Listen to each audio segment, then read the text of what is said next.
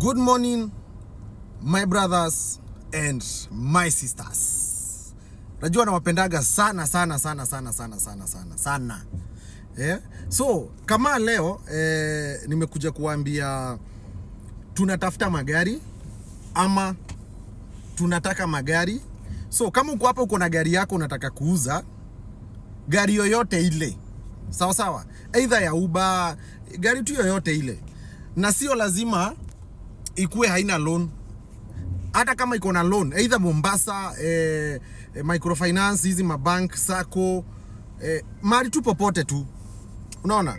So, kama uko na gari yenye iko na loan na unataka kuuza, tutumie kwa WhatsApp picha na details kwa 0727 930 168.